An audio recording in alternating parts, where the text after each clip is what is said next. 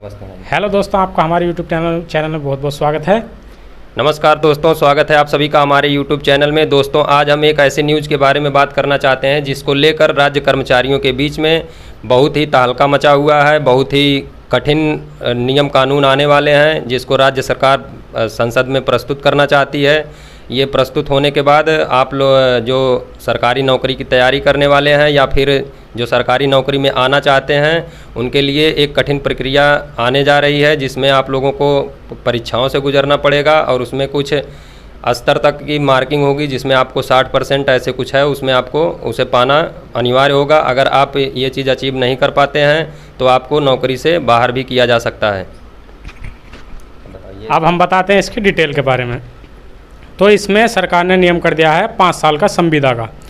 पहले क्या होता था, कोई भी सरकारी नौकरी पर लगता था वो 2 या 3 साल के लिए होता था, मतलब सरकारी नहीं होता था, लेकिन उसको सारे भत्ते दिए जाते थे। लेकिन अब जो सरकार ने 5 साल का नियम किया है उसमें किसी भी समूह ख और ग के पद के कर्मचारियों को कोई भी भत्ता नहीं दिया जाएगा और न्यूनतम वेतन दिया जाएगा।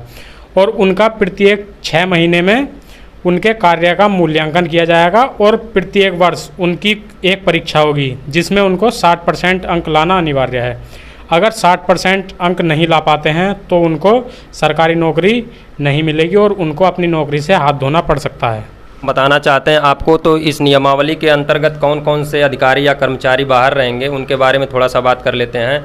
तो इसमें PCS जो प्रादेशिक सेवा में रहते हैं वो PCS अधिकारी और PPS अधिकारी और आपके PCSJ जो प्रशासनिक सेवा और कार्यकारी विभाग से होते हैं वो इस नियमावली से आच्छादित नहीं होंगे।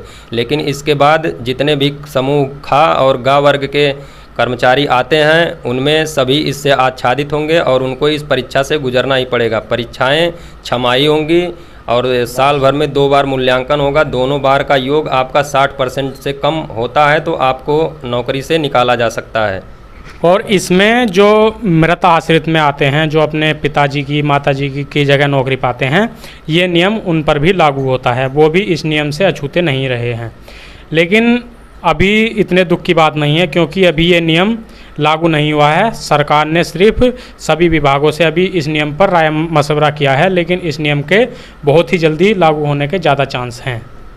यूपी सरकारी सेवक नियमावली 1999 इस नियम से आच्छादित नहीं होगा। और अगर आपको कहीं पर किसी सरकारी कार्य हेतु भेजा जाता है तो उसमें आपको भत्ते एवं जो भी आपका TA बनता है उसको आपको अलाउ किया जाएगा, वो चीज़ें आपको मिलेंगी। और उसके अलावा जो सरकारी भत्ते दिए जाते थे कर्मचारियों को, जो 2-3 साल के लिए संविदा होते थे, उनको पूरे सरकारी भत्ते मिलते थे। लेकिन अब नए आने वाले कर्मचारियों को कोई भी सरकारी भत्ता नहीं मिलेगा और उनको न्यूनतम वेतन दिया जाएगा। कोई भी सरकारी सुविधा नहीं मिलेगी, सारा उनको खुद से ही करना पड़ेगा। जी हाँ दोस्तों, अब हम बात करने वाले हैं कि इस नियमावली में किस नियमावली के तहत आपको गुजरना पड़ेगा। तो इस परीक्षा नियमावली का जो नाम है, जिस परीक्षा से आपको गुजरना पड़ेगा, उसका नाम है MKPI। इसका फुल फॉर्म होता है मीजरेबल की परफॉर्मेंस इंडिकेटर फार्मूला। तो आपको इस परीक्षा से गुजरना पड़ेगा, जिसमें हमने पहले ही आपको बताया है कि आपको इसमें 60% सालाना लाना ही पड़ेगा। 2 बार परीक्षा होगी और दोनों बार का योग आपका 60% का होना चाहिए, तभी आपको नौकरी करने को मिलेगा। दोस्तों, इसमें इस नियमावली के अंतर्गत सरकार ने अपना जो पक्ष रखा है उसमें सरकार ने ये कहा है कि कर्मचारियों के अंदर दक्षता बढ़ेगी और उनमें देशभक्ति की भावना उजागर होगी और वो लगन से काम करेंगे।